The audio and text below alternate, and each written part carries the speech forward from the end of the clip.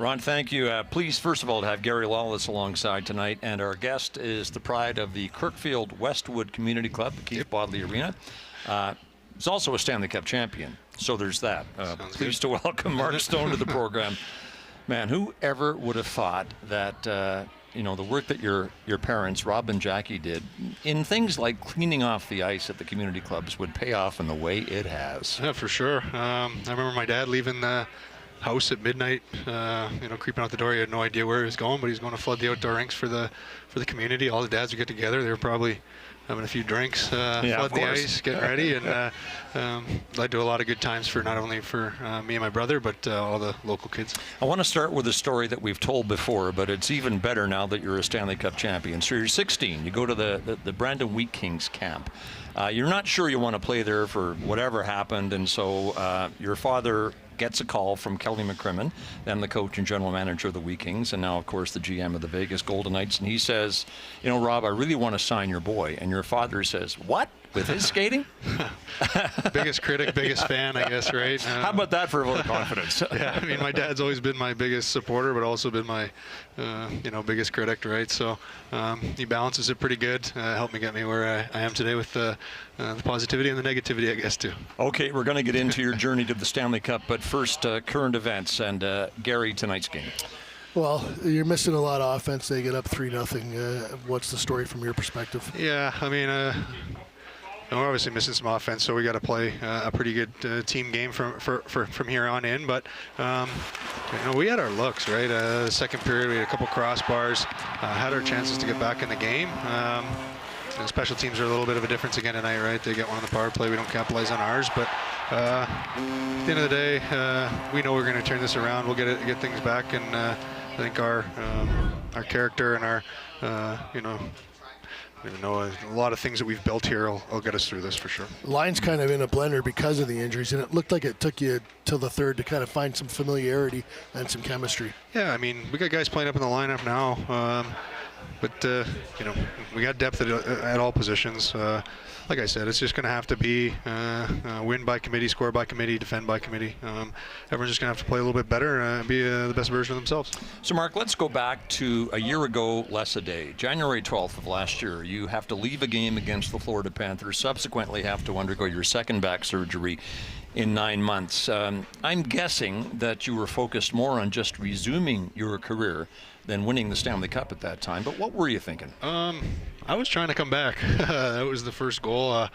Took 2 weeks. I tried to rehab it, see what I could do, and had a couple episodes throughout the process. And ultimately, the only way out of it was, unfortunately, a second surgery. But I knew I was going to probably make it back. It's just a matter of if the team was going to be playing. Wasn't sure if that was going to be game 1 of the playoffs, game 10 of the playoffs, Stanley Cup final. I had no clue. I need everything to align, and unfortunately for me, everything did align. Were you worried for your career? No, never. That never crossed my mind. I'm one of those guys that will probably gonna have to peel my body off the ice to get me off there. So no matter what, I was going to try at least. All right, to the cup clinching game in this building, June 13th of last year, Gary. Well, I want to go back just a little bit. You lost game 3 and then won game 4, and we're walking through the lobby of the hotel in Florida, and a real nice gentleman who works at the hotel says to you, "We'll see you in a couple of days." And you held your breath for about 20 paces, and then you turned to a few teammates and said, "No bleeping chance." Yeah. And then the next game, you put 3 on the board. Yeah, I mean, you're not wrong. We felt like we were probably deserving of a better outcome in game 3, and we were going to rally for game 4. It was just one of those years you just felt like we weren't going to be denied. We went through some adversity throughout the season, but once we hit that playoffs, started gaining momentum. It was we were going downhill from there. It's kind of overlooked. We had 3 in the final. It's 9-3. So yeah, but still, it's still a hat trick, and the first player in 100 years to get a hat trick in a clinching game, cup clinching game. Yeah, I mean, at the time, you're not really thinking about that stuff. I'm sure when I'm 43, retired, looking back at my career, I'll be able to tell my kids. My daughter was 3 months at the time, so those are kind of experiences that I'm excited to kind of learn. relive when I'm done playing. So during your career, you have received votes for the Calder, the Hart, the Selke. Who was to know the first trophy you would touch would be the Stanley Cup? What do you think when you see this beautiful scene, you receiving the Stanley Cup from Gary Bettman?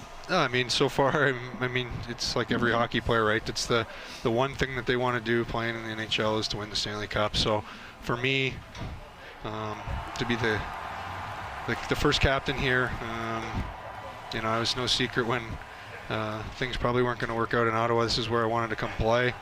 Since I've been here, I've loved my time playing for the Golden Knights, playing for the city of Vegas. So to be able to lift that trophy here in front of the hometown Frowns, obviously it would have been nice to win Game 3, win Game 4 sweep, but this one was pretty special to be here to do it. And then the dressing room celebration, which was in itself spectacular. Let's just listen to the start of it. Feeling that camaraderie every day at the rink. He's a special man. We pulled it off, and now we're the best team. Those are the best memories, right? We had about 2 hour span where it's just the guys in the locker room just going nuts. It's something you'll never forget. You know, you just see the emotion, the happiness, the joy that all the hard work, you know, finally paid off for a lot of guys. A lot of guys went through a lot of adversity. There's a lot of stuff that and special things for a lot of different guys in there. A lot of guys went through, whether it was family stuff, terrible injuries. It all made it worth it. You guys didn't want it to end, like, not just the party, but I mean the hockey too. Like a couple of guys said to Kelly McCrimmon, "Who's next?" Like if they could have gone over to Russia to play somebody, you guys might have done it. Yeah, it was. You need some good fortune in the playoffs, and that was the healthiest we had ever been since I've been here. We had a full army of guys raring to go. So yeah, we rolled 4 lines, 60, you know, 5 goalies. It was all health, and we were as healthy as we've ever been. Go ahead, Gary. You liked it. You enjoyed it more than anybody else. Did you realize you were gonna you were gonna have so much fun and so much joy from winning? I knew it was going to be awesome. I was just hoping that someday I was going to be able to get to do it. You know, I knew that we had a good team, but it's like anything, right? You can get a bounce here, bounce there. We're playing Game 5 against Edmonton. They could, you know, they had a 5-minute power play. They could get up in that series and close us out in 6. You just never know, right? You got to have some good fortune, and yeah, it's a grind. It's the hardest 2 months I've ever gone through as a hockey player, and that's why I think the celebrations are so awesome. We should point out the Elvis wig and glasses may have looked funny, but I know they meant a lot to the Vegas Golden Knights because they went to the player of the game during the Stanley Cup run, and you looked resplendent. True or false, you slept with the cup on the night you won it? Yeah, I got to bring it home with me. It was something I didn't know. You know, Phil kind of came up to me. It was late in the night. He said, "Just let me know when you're heading home, and we'll get this thing with you." And I was, you know, kind of shocked. Didn't really know that was a thing. So pretty special to be able to wake up at you know, whatever hour I woke up and just see it sitting in my room. It was on the McAfee show the next day to show it off. Wow. All right, let's get to your day with the cup in your hometown of Winnipeg. First stop, your childhood rink, the Keith Bodley Arena, and you said of it that it hadn't changed a bit since you played there 20 years ago. No, it looked so similar. You know, I remember walking in, the dressing rooms are the same, signs are the same there. Still had the little platform that we all used to run to sit, you know, trying to be the first ones there to get that. But it was a pretty special day for not only me, but friends, family, and everybody who followed my career. I was in Manitoba, and like the first couple of days leading up to before you got the cup, the whole province was vibrating, exciting. But you took some quiet time, and you went back to the house that you and your brother Michael grew up in, and that must have been pretty special for you. Yeah, that was a cool one for me. When we got there, we weren't sure. You know, we didn't want to, you know, obviously intrude on anyone's privacy, but they were sitting out there on the front porch. And we pulled up. It was a pretty cool experience, and they gave us, you know, they were super accommodating for us. They still had 2 of my brothers, mine and my brother's hockey sticks from when we were 6 years old that were left in the furnace room, which was pretty neat. All right. Well, just before we see the video from that, let's not get too out of order here. How many kids have said in school, I'm going to win the Stanley Cup. Probably about 10 million of them, and only a select few get to bring the cup to their school, in your case, Westwood Collegiate, to the delight of former teachers like Greg Johnson. Yeah, I mean, I think we're going to hear from him here. yeah. Oh, God. Like, we get a lot There of we go. kind of hockey hopefuls through, and I always tell them about, like, the way Mark was back in the day, and just like a good student, nice kid, nice guy, not arrogant in any way, just an awesome kid to have in class. Is my memory of Mark. It's nice of him to say good student. Teacher floor hockey team, and so it was always fun when the dub kids like Mark would come back, and we'd have these good battles with them. So the teacher team was always in the finals against these top end floor hockey teams with all these dub players. So yeah, it was good. I definitely remember that, and we probably joked about it at the time, whether he was going to make it big or not. And sure enough, like, here we are 15 years later, and he's got a cup, and he's back at his school. It's unbelievable. So why was the school visit, Westwood Collegiate, so important to you on your day with the cup? I don't know. It was such a God.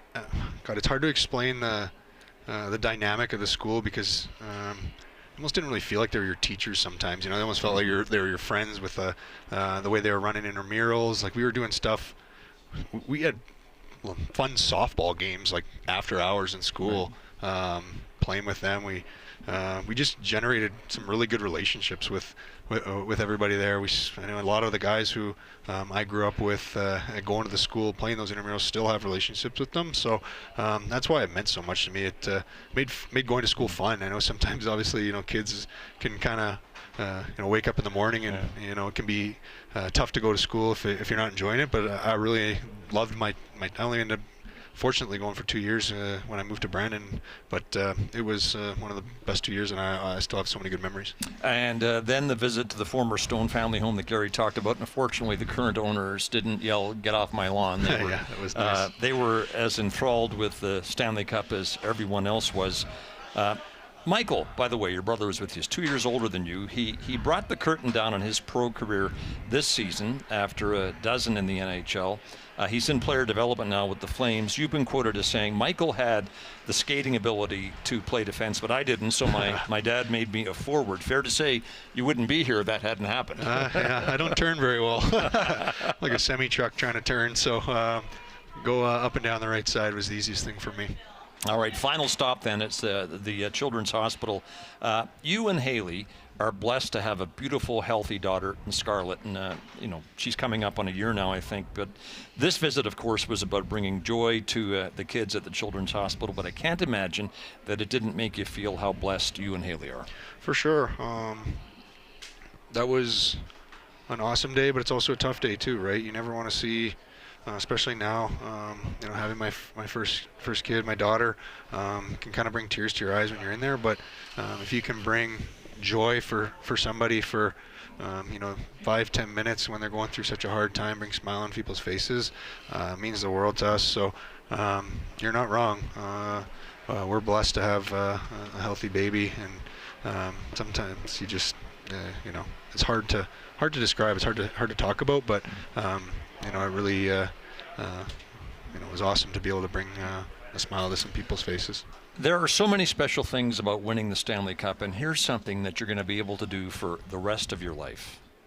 We're actually the first team that they've put on before the tour, so we went on here. So we got... I'm crouching down to see it, as if I can see it. Right there. So, does finding your name on the Stanley Cup, do you think it's ever going to get old? No, I don't think so. I mean, the nice thing is it's on there for probably 70, 80 more years, so until they have to peel off my piece, so I don't think I'll probably won't be around. So, it's one of those things where once you see it, you just really can't believe it. You always, like you said, everybody says they're going to win the Stanley Cup. Yeah. They want to win the Stanley Cup, but until you do it, you don't really understand the emotion. And then the last piece of the puzzle is finally getting to see your name on there, and it's a special feeling. You get goosebumps. And then the White House in November. Now, being on this program, Mark, is one thing, but being at the White House in the presence of the president and being at the podium is quite another. Let's listen. Congrats to those incredible players led by Captain Mark Stone. It's an honor to speak on behalf of not only my teammates, but the city of Las Vegas, the entertainment capital of the world. I say that with all due respect to Delaware, Mr. President. Well, I'd say Mark Stone for press secretary. Were you as comfortable with the podium in the White House as you looked? No, not at all, actually. It was probably one of the more nervous things I've ever done. I remember a week before we were going, I was walking into the practice, and George and Kelly kind of called me over. No clue why. They were just having breakfast, and they said, we're going to have you speak at the White House. And right then and there, it was right to Nate. Help me prepare something. Nate Ewell's in charge of the Vegas PR department. I was pretty nervous, but all went well, and it was an awesome visit to kind of see that kind of stuff from behind closed doors. Like you said, not many people get to do that as well.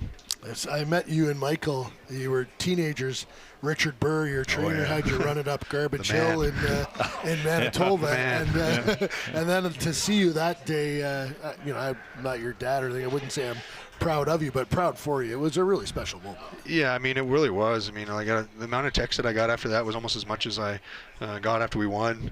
People watching it, so it was a great experience. Obviously one that you don't expect to ever happen, but to be able to go to the White House, be a part of something special like that, be honored, really not just by the president, but we were also fortunate to have a lot of Nevada people come in there and share that with us, which was also special because they really support having not only us but all pro sports here in Nevada now.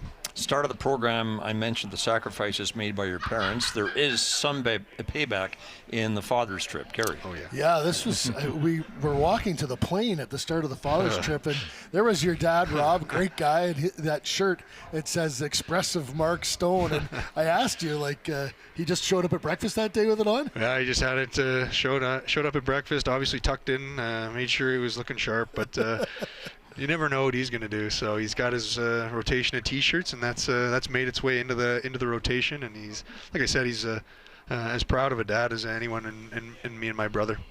I mentioned the Manitoba effect on the Vegas Golden Knights. I've mentioned it many times. It's fair to say that you don't win the Stanley Cup without contributions from the Keystone Province, right? For sure. I mean, it's like, was that 8 guys or eight people in the organization? 9. Well, 5 players, counting players. Byron Fraze, who was in to play his first game tonight. He's from Winkler. From Winkler, yeah, absolutely. I mean, obviously, there's the connection, right?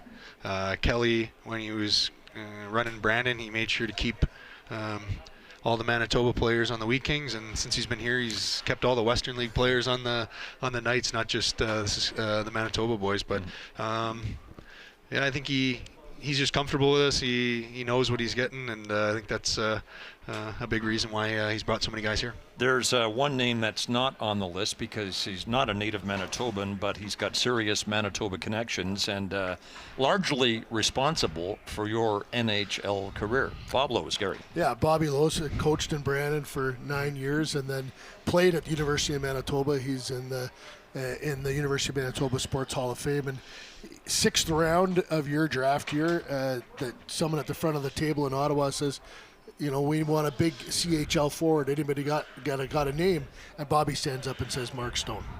Yeah, I mean, he went to bat for me, not only to draft me, but he used a lot of energy. He used a lot of energy on me.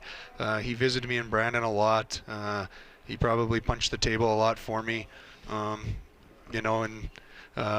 Once I came here, obviously he was already here. He had left Ottawa and come here, but he's a special.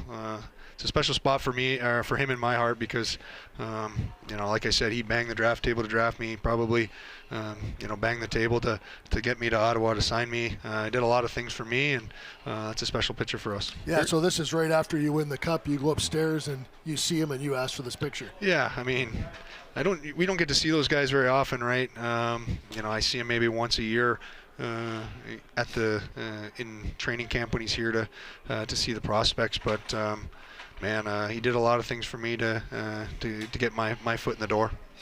Question from Vern Fecto. Do the Manitoba boys have an extra gear when facing the Jets? Sure seems that way, he says.